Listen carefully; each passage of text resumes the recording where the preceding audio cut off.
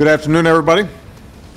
I am very pleased to welcome Prime Minister al Maliki back to Washington. We've just concluded a very productive discussion about a wide range of issues.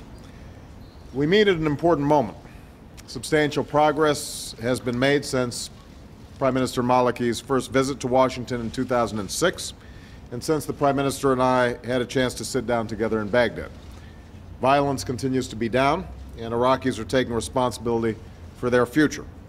This progress has been made possible by the resilience of the Iraqi people and security forces, and also because of the extraordinary service of American troops and civilians in Iraq. Now we're in the midst of a full transition to Iraqi responsibility and to a comprehensive partnership between the United States and Iraq based on mutual interests and mutual respect.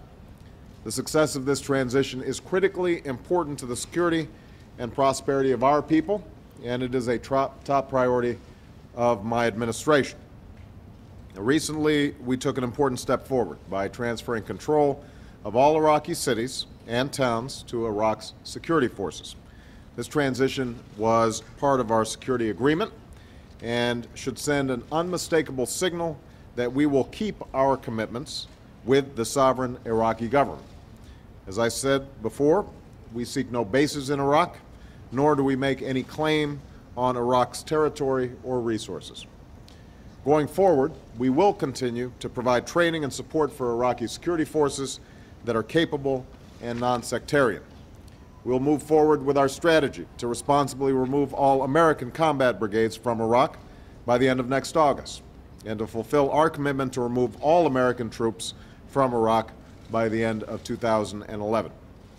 As we move forward, Prime Minister Maliki and I have no doubt that there will be some tough days ahead.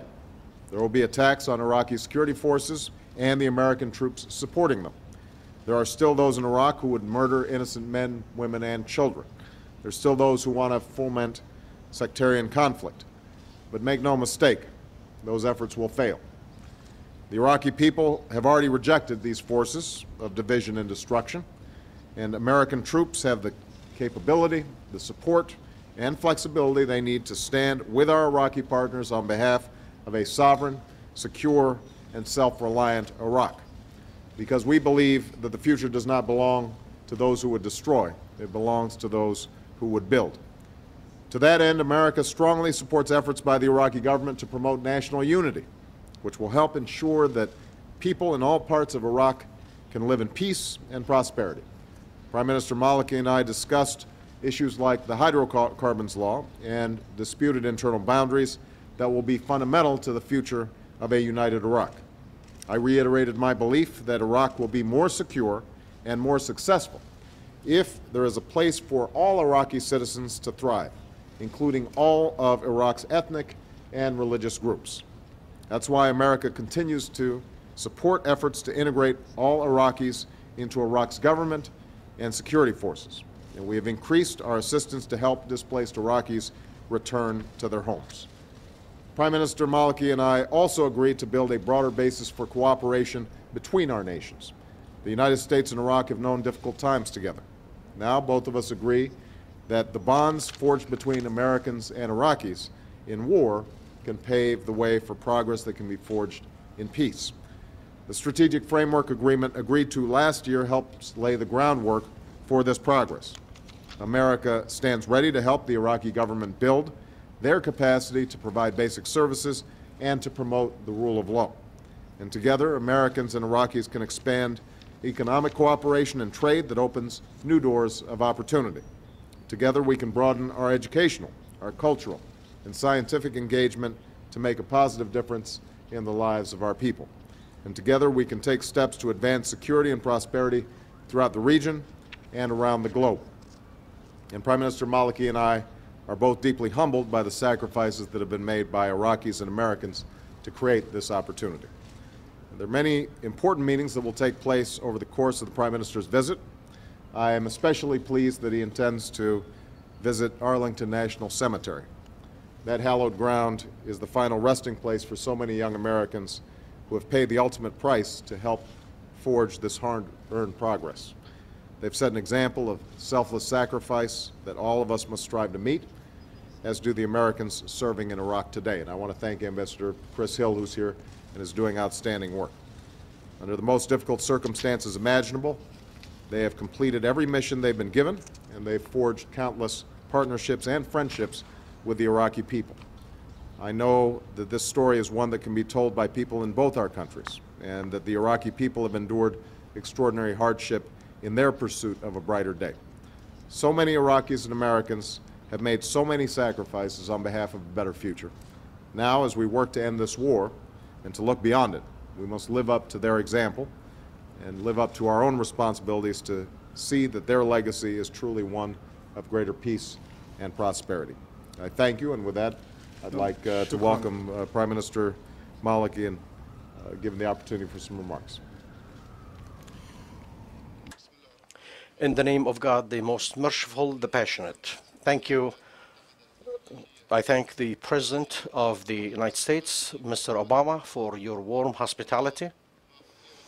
And regarding all the issues that related to the positive relationship as well as the aspiration to deepen that relationship.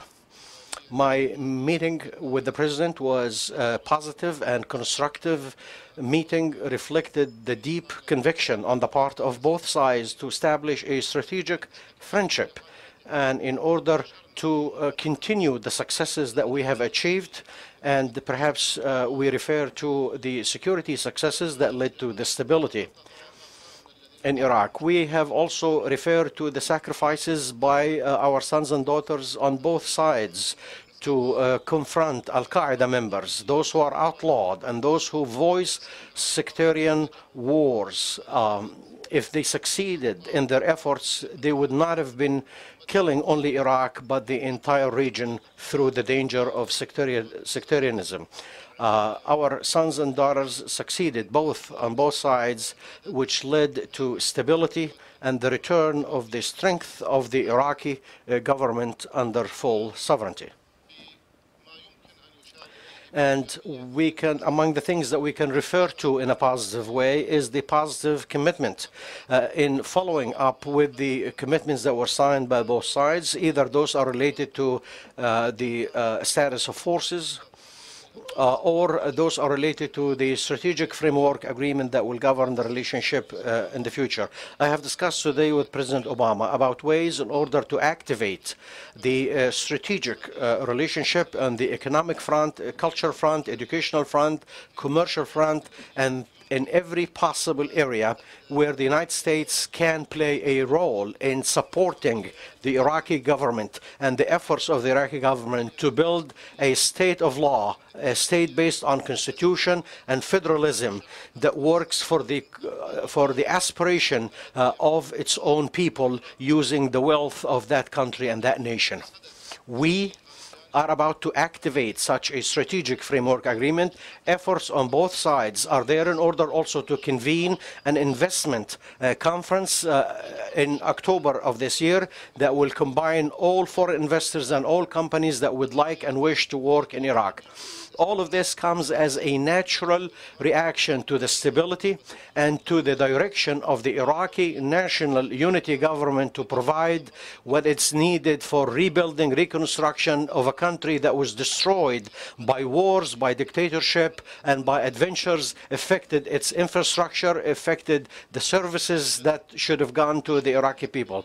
Therefore, the relationship between the two sides, as it did see and witness progress on the security front and in combating terror, it will see great cooperation in the areas of economic, commercial, and cultural activities. Our forces, as it proves its successful role, and it proves when it received the security file, that these forces proved to be capable of performing. And those who thought that the Iraqi forces, if the American forces can leave, will be incapable of imposing peace and security, these people proved to be wrong. Our forces benefited from working closely with the American forces and the multinational forces, our forces became now highly capable, and they will continue to do their role and their part to provide the opportunity needed for reconstruction, rebuilding, and developing Iraq. Iraq has suffered a great deal from being marginalized, from the policies of sectarianism, and from wars. We will work very hard in order not to allow any sectarian behavior and opportunity to flourish. We will work on a national plan where all sons of Iraq and all daughters of Iraq are equal in their contribution and in their services. They will be unified by Iraq. They will not be divided by other elements. We will strengthen the relationship between the people of Iraq. This is the direction of the Iraqi National Unity Government, and that made us work very closely in meeting all the challenges that we are facing. It helped us on the security front. It will help us in reconstruction, and we will benefit from the strategic relationship with the United States. Thank you very much.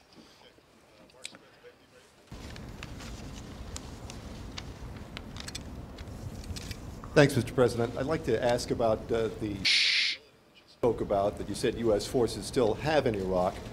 Since the handover of control in the cities, the Iraqi government has imposed new limits on how U.S. troops can operate. They can't patrol on their own. They can't conduct raids on their own. Did you raise this with Prime Minister Maliki? Did you object to this? Or do you think this is just a great sign of increasing Iraqi sovereignty? Well, I think that we have seen both improved capacity and greater confidence on the part of the Iraqi security forces. We're very pleased with that. I'm in communications with General Odierno on a regular basis.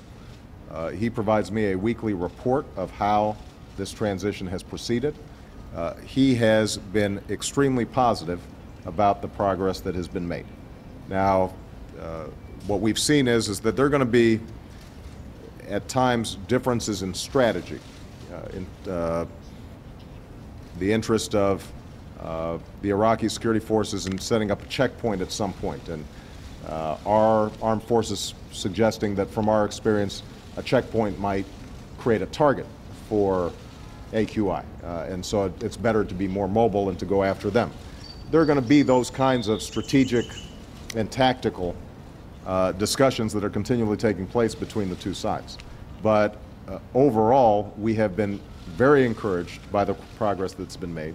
It doesn't mean that there aren't still dangers in Iraq. And obviously we've seen that in some circumstances, those who want to sow sectarian division inside of Iraq are going to still resort to the killing of innocents and the senseless bombings that plagued Iraq for such a long time after Saddam Hussein was deposed. But what we've seen is that the violence levels have remained low. The cooperation between U.S. forces and Iraqi forces has remained high. And we have every confidence that we will continue to work together cooperatively and make adjustments where necessary to assure that as we move into the national elections, that Iraq continues on the progress of stability, and that Iraqi security forces are continually ramping up their capabilities so that ultimately we are going to be able to fulfill our commitment to pull out our troops entirely and interact with Iraq as a full sovereign country that it is. First of all, excuse me, regarding the relationship between the Iraqi forces and the Iraqi forces after the withdrawal from cities and towns are good. Constant cooperation. There are the support coming from the American forces next to the Iraqi forces that are operating. It is normal that the responsibility is bigger and the role is bigger as a result of the security agreement, but also based on the agreement of the withdrawal. If the Iraqi forces would require the support from the American forces, they will ask the American side through coordinating committees that organize these operations. And I believe what's happening is organizing the roles between the two sides and cooperation. It is not to marginalize the role of any side. Based on the agreement, we are still under a joint responsibility to face any threats Iraq is facing. طبقا لبنود الاتفاقية الأمنية الموقعة بين الدولتين، تلتزم الولايات المتحدة الأمريكية بمساعدة العراق للخروج من الفصل السابع. ما هي الخطوات التي ستتخذونها بهذا الاتجاه؟ شكرا. My translation is not coming through here, guys, and my Arabic is a little shaky. Based on the agreements, the security agreement between the United States and Iraq, the United States should help Iraq to get out of Chapter 7. What steps will you be doing in order to help Iraq to get out of Chapter 7? This is an area that Prime Minister Maliki emphasized, and we have made a strong commitment to work with Iraq to get out of the Chapter 7 constraints that were imposed after the Gulf War. As I stated before, it, I think, would be a mistake for Iraq to continue to be burdened by the sins of a deposed dictator. Now, in order to do that, we're going to have to obtain cooperation from various members of the United Nations. I think that there are going to have to be some specific disputes that are resolved between Iraq and some of its neighbors. We intend to be very constructive in that process, but we have said clearly, and I've repeated today to the Prime Minister, that we will work diligently with Iraq so that, in fact, Iraq is no longer within Chapter 7. يتفق معنا President Obama and the American administration agree with us that Iraq is no longer representing a threat to international peace and security because there is a democracy in Iraq, not a dictatorship. Iraq is looking forward to positive, constructive relationship with its Arab neighbors and with the international community, and to deal through law internally and justice internally. I have seen a clear commitment from the President and the administration to support Iraq and to be committed to all elements of the agreement and to help Iraq to get out of Chapter 7 and international sanctions which were imposed as a result of the ventures and the wars that were led by Saddam's regime, including occupying the neighboring state of Kuwait. Iraq has gone a long way and will continue to solve all problems, and there are so many problems that we are paying the price for from the previous regime in order to have friendly relations with all members of the international community. Shukran jazilan. Thank you very much.